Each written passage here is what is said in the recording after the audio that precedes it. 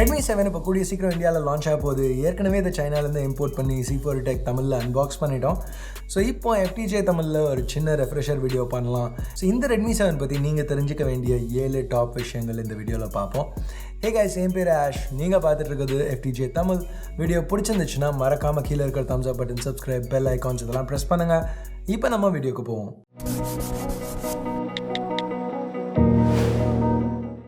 So இப்போ ஆரம்பிக்கிறதுக்கு முன்னாடி ஒரு சின்ன கேள்வி. ரெட்மி சீரீஸில் ரெட்மி நோட் சீரீஸோட டிஸ்பிளேஸ் சின்னதாக வரணும் அப்படின்னு நான் நினைக்கிறேன். நீங்கள் என்ன நினைக்கிறீங்க? உங்கள் கருத்தை கீழே உள்ள கமெண்ட் செக்ஷனில் சொல்லுங்கள். ஸோ டிஸ்பிளே பற்றி பேசினதுனால இப்போ நம்பர் 1 இந்த ரெட்மி 7ஓட டிஸ்பிளேலேருந்து ஆரம்பிப்போம். ரெட்மி 7ல் ரெட்மி நோட் 7 மாதிரியே 6.26 இன்ச் டிஸ்பிளே இருக்குது. இது LCD தான், 19:9 ஆஸ்பெக்ட் ரேஷியோ. இங்கே டிஃப்ரென்ஸ் என்ன அப்படின்னு பார்த்தீங்கன்னா, இதுவும் ஒரு டாட் நாட்ச் டிஸ்பிளே தான். அப்போ இதில் என்ன டிஃப்ரென்ஸ் அப்படின்னு பார்த்தீங்கன்னா, ரெசல்யூஷன். இதில் HD+ ரெசல்யூஷன் கொடுத்துருக்காங்க. ரெட்மி நோட் 7ல் ஃபுல் HD+ கொடுத்தாங்க. ஸோ இந்த ரெசல்யூஷன் டவுன்கிரேடை தாண்டி பார்த்தீங்கன்னா கலர்ஸ் அக்யூரேட்டாக இருந்துச்சு. பிரைட்னஸ் லெவல்ஸ், வியூவிங் ஆங்கிள்ஸ் எதுவும் குறை சொல்கிற மாதிரி இல்லை. இது ஒரு நல்ல பேனல் தான். ஸோ அடுத்த பில்ட் அப்படின்னு வந்தால் பின்னாடி பிளாஸ்டிக் யூஸ் பண்ணியிருக்காங்க கிளாஸுக்கு பதிலாக.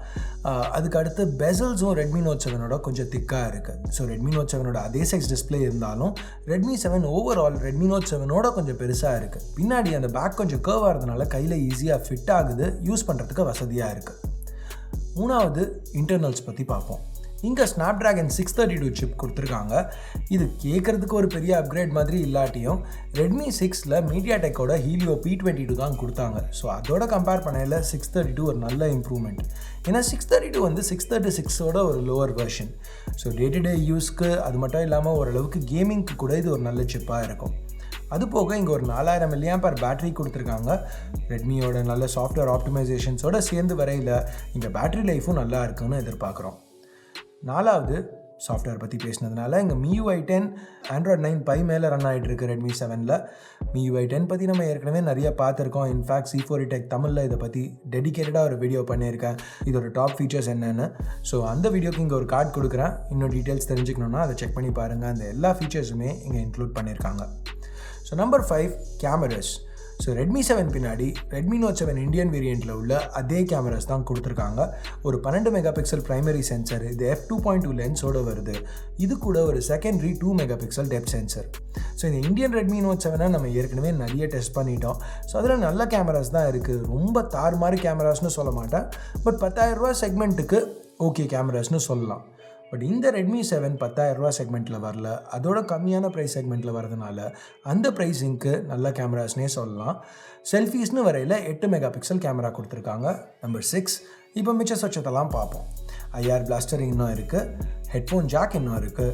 ரெட்மி 7ல் ஒரு P2i நானோ கோட்டிங் கொடுத்துருக்காங்க. ஸோ அப்பப்போ லைட்டாக தண்ணி பட்டுச்சுன்னா பெரிய பிரச்சனை எதுவும் இருக்கக்கூடாது. ஒரு டெடிக்கேட்டட் மைக்ரோ SD ஆப்ஷன் கொடுத்துருக்காங்க. ஸோ ஹைப்ரிட் கிடையாது. நெகட்டிவ்ஸ்னு பார்த்தா இங்கே மைக்ரோ USB கொடுத்துருக்காங்க டைப் சிக்கு பதிலாக. ஸோ நம்பர் 7 ஃபைனலாக ப்ரைஸிங் அப்படின்னு பார்த்தோன்னா சைனாவில் இந்த ஃபோன் 699 யுவானுக்கு லான்ச் பண்ணியிருக்காங்க.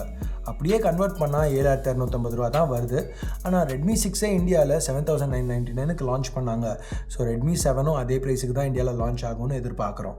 ஸோ அஃபிஷியல் ப்ரைஸிங் வந்ததுக்கப்புறம் இதை பற்றி இன்னும் பேசலாம். பட் இப்போதைக்கு 8,000 ருபீஸ் ரவுண்டாக இது லான்ச் ஆகணும். அந்த ப்ரைஸிங்க்கு இது ஒரு லான்ச் ஆக போகிற Y3யோடையோ இல்லை ஒரு ரெட்மி நோட் 7ஓடையோ ஒரு பெட்டர் வேல்யூ ஃபார் மணி டீலாக இருக்குமா அப்படின்னு கேட்டிங்கன்னா மோஸ்ட்டாக இருக்காதுன்னு தான் நினைக்கிறேன். பட் ஸ்டில் அஃபிஷியலாக ப்ரைஸிங் வரட்டும், வந்ததுக்கப்புறம் அதை பற்றி பேசுவோம். இப்போதைக்கு இந்த ரெட்மி 7 பற்றி வேறு என்ன வீடியோஸ் பார்க்கணுன்னு நினைக்கிறீங்க கீழே கமெண்ட்ஸில் சொல்லுங்கள். என்ன வீடியோ பார்க்கணுன்னு நினைக்கிறீங்களோ அதை பண்ண ட்ரை பண்ணுறேன்.